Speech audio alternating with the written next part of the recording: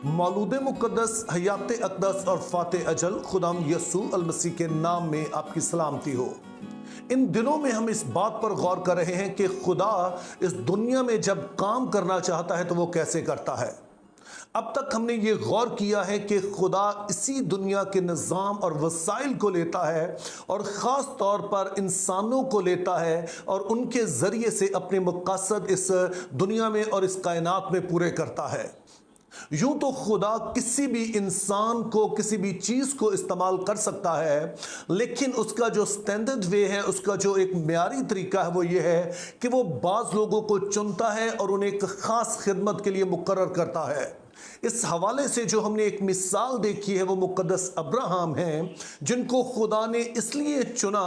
ताकि दुनिया में जो गुनाह के सबब से बिगाड़ पैदा हो गया है, ये दुनिया जो कि लानत के नीचे आ गई है, इसको फिर से बहाल किया जाए और खुदा की बरकत अब्राहम के वसीले से पूरी दुनिया तक, तमाम ज़मीन के कबीले जो हैं उन तक पहुँचे। ताहम अब्राहम के साथ ये वादा कोई एक नस्ल के लिए नहीं है, क्योंकि ये मंसूबा जो है वो एक नस्ल में पूरा भी नहीं हो सकता था। तो इसलिए ना सिर्फ खुदा ने अब्राहम से कहा कि मैं तेरे वसीले बरकत दूंगा, बल्कि इस मंसूबे में खुदा ने उसकी नस्ल को भी शामिल किया। मिसाल के तौर पर जब हम पैदाइश 22 बाब और उसकी 18 आयत पढ़ते हैं तो उसमें कुछ यूं लिखा है, और तेरी नस्ल के वसीले से ज़मीन की सब कौमें बरकत पाएंगी क्योंकि तूने मेरी बात मानी।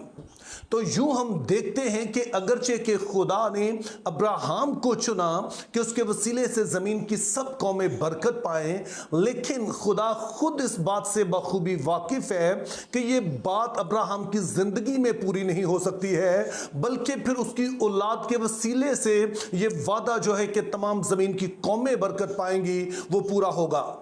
अब हमारे लिए अहम सवाल यह है कि बाइबल मुक़द्दस के मुताबिक अब्राहम का एक बेटा नहीं था, बल्कि हम देखते हैं कि उसके कुल 8 बेटे थे।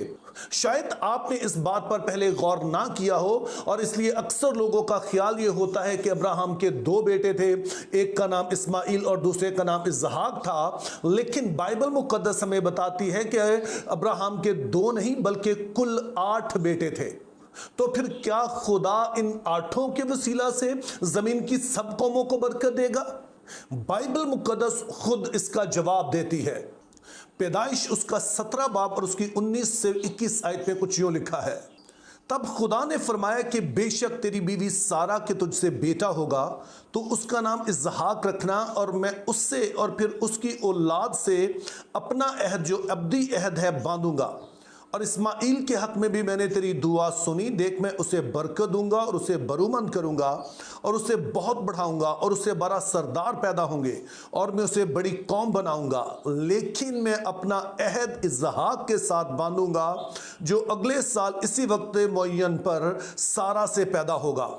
यहां पर बाइबल मुक़द्दस बहुत ही वाज़े तौर पर कैटेगोरिकली बताती है कि खुदा अपने मंसूबे को, नजात के मंसूबे को किस तरह से आगे बढ़ाएगा।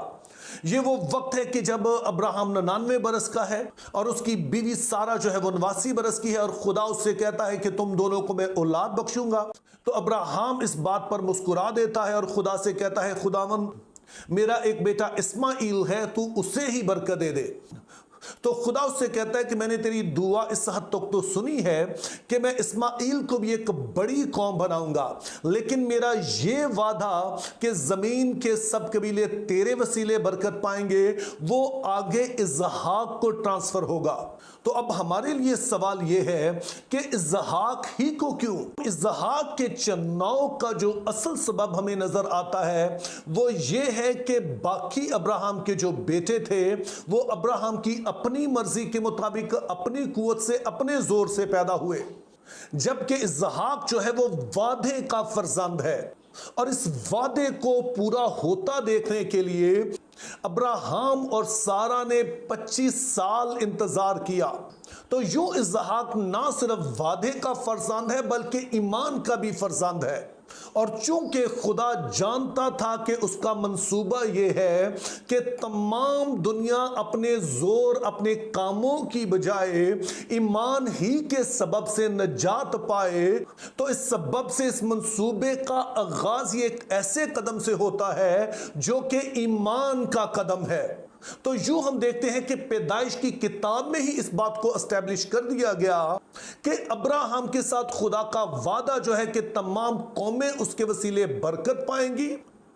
वो इसहाक को ट्रांसफर हुआ, अगरचे कि अब्राहम के 7 और बेटे भी थे। पैदाइश की किताब उसका 26 बाब और उसकी 3 और 4 आयत में खुदा अब इसहाक से यूं फरमाता है, और मैं इस कसम को जो मैंने तेरे बाप अब्राहम से खाई पूरा करूंगा, और मैं तेरी औलाद को बढ़ाकर आसमान के सितारों की मानिद कर दूंगा, और ये सब मुल्क तेरी नस्ल को दूंगा, और जमीन की सब कौमें तेरी नस्ल के वसीले से बरकत पाएंगी। तो मेरे अजीजों, जो कुछ खुदा अब्राहम से कहता है, अब वर्ड बाय वर्ड, लफ्ज ब लफ्ज खुदा वही कुछ जो है वो इसहाक से कहता है। चूंकि जो नजात का वादा है वो अब ट्रांसफर हो गया है इसहाक को, ना कि उसके बाकी 7 बेटों में से किसी को। इसके बाद हम देखते हैं कि इसहाक के भी 2 बेटे थे, एसाऊ और याकूब, लेकिन खुदा का वादा जो है वो एसाऊ को ट्रांसफर नहीं होता है बल्कि वो फिर याकूब को ट्रांसफर होता है। तो यूं हम देखते हैं कि खुदा के साथ जो अब्राहम का वादा है वो किसी इंसान की अपनी ना तो मर्जी से है, ना अपनी कुवत से है, और ना ही ये ऑटोमेटिकली है, बल्कि खुदा खुद इस बात को चुनता है कि किसके वसीले से वो दुनिया में अपने मंसूबे को जारी रखेगा। इसीलिए यीशु मसीह उस सामरी औरत से जो पूछती है कि किस जगह पर इबादत करनी चाहिए, तो यीशु मसीह कहते हैं इससे अब फर्क नहीं पड़ेगा कि इबादत किस जगह पर होती है, लेकिन एक बात तय है कि नजात जो है वो यहूदियों में से है। यानी कि जो अब्राहम, इसहाक और याकूब की नस्ल है उसके वसीले से ही दुनिया ने नजात पानी है।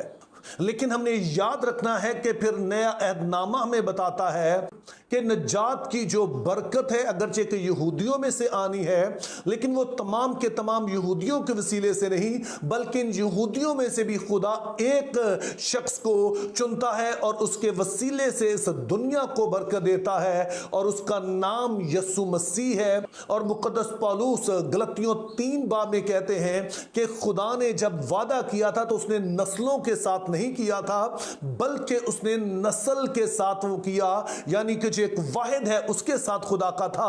कि जो अब्राहम की एक नस्ल है उसके वसीले से यह नजात जो है दुनिया तक पहुंचेगी। और फिर अमाल 4 बाब और उसकी 12 आयत में पढ़ते हैं कि आसमान के तले और जमीन के ऊपर आदमियों को कोई दूसरा नाम नहीं बख्शा गया जिसके वसीले से हम नजात पा सकें। तो इसलिए मेरे अजीजों, एक मसीही होने के नाते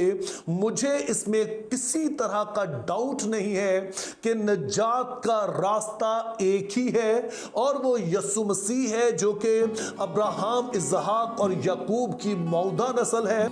और वो वही है जिस पर मैं और आप ईमान रखते हैं। और जो कोई भी उस पर ईमान रखे, बाइबल मुकद्दस फरमाती है कि वही नजात पाता है। Think biblically, live purposefully, have a very good day.